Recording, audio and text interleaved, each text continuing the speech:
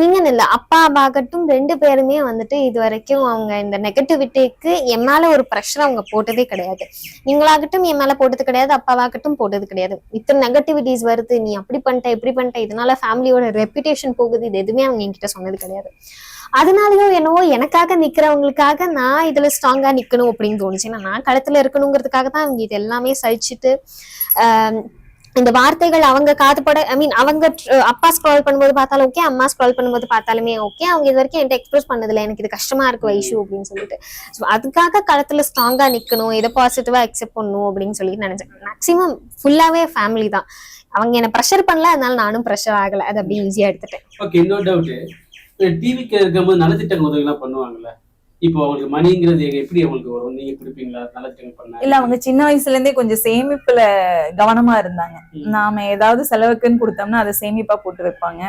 அப்புறம் அதை எடுத்து இப்போ அவங்க கிட்ட ஒரு 50,000 ஆயிடுச்சுன்னு வச்சுக்கோங்க, அதை எடுத்து டெபாசிட் போட்டு அதுல இருந்து வர இன்ட்ரெஸ்ட் எடுத்து அது ஒரு சேவிங்கா போடுவாங்க, ஒரு ஆர்டி அக்கௌண்ட் மாதிரி போட்டு போடுவாங்க. அதனால அவங்க கிட்ட கிட்டத்தட்ட சேமிப்பே பாத்தீங்கன்னா ஒரு 5 lakhsக்கு மேலேயே வச்சிருந்தாங்க. ஆனா அதை ஃபுல்லாமே மக்கள் பணிக்காக செலவு பண்ணிட்டாங்க.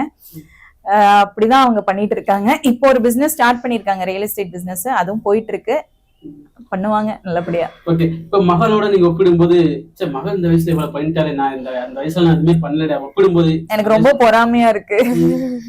என் பொண்ணு இந்த வயசுல இவ்வளவு பண்றாங்க, நம்ம எல்லாம் மிஸ் பண்ணிட்டோமே, சரி நம்மளும் இந்த மாதிரி 40 yearsல எங்கேயோ இருந்திருப்போமே அப்படிங்கிற மாதிரி எனக்கு பொறாமையெல்லாம் சில நேரங்கள்ல இருந்திருக்கு. பட் அவங்க வளர்றது இன்னுமே சந்தோஷம் தான். ஒரு கட்டத்துல ஏன்டா இந்த பொண்ணு நமக்கு பிறந்துச்சு ஏதாச்சும் யோசிச்சிருக்கீங்க? அப்படியெல்லாம் நான் யோசிச்சதே இல்லை.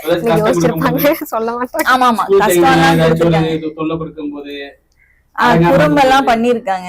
குறும்பெல்லாம் பண்ணப்ப யோசிச்சிருக்கேன், ஏன் பொண்ணா இருந்துட்டு நீ எதுக்கு இதெல்லாம் பண்ற அப்படிங்கிற மாதிரி யோசிச்சிருக்கேன்.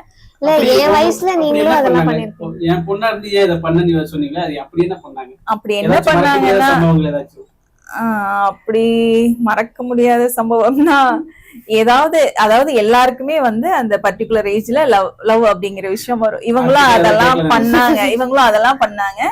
செலக்ட் பண்ணுங்க, ஒரு லைஃப் பார்ட்னரை செலக்ட் பண்றதுங்கிறது அதுக்கான ஏஜ் வரணும் ஒண்ணு. இன்னொரு விஷயம், அப்புறம் செலக்ட் பண்ற பர்சன் நல்ல பர்சனா இல்லையாங்கிறத பாக்கணும். இவங்களுக்கு அதை செலக்ட் பண்ண தெரியாம ஒரு பர்சனை கொண்டு வந்து நிப்பாட்டினாங்க. நான் சொன்னேன், இப்படிதான் இருக்கும் இவங்களோட உனக்கு லைஃப் பார்ட்னர் இவங்க அப்படின்னா இதுல இவ்வளவு ப்ராப்ளம் இருக்கும், இவ்வளவு நெகட்டிவ் இருக்கும், இவ்வளவு பாசிட்டிவ் இருக்கும், நீங்களே முடிவு பண்ணிக்கோங்கன்னா அவங்களே அப்புறம் அதுல இருந்து புரிஞ்சுட்டு வெளியே வந்துட்டாங்க.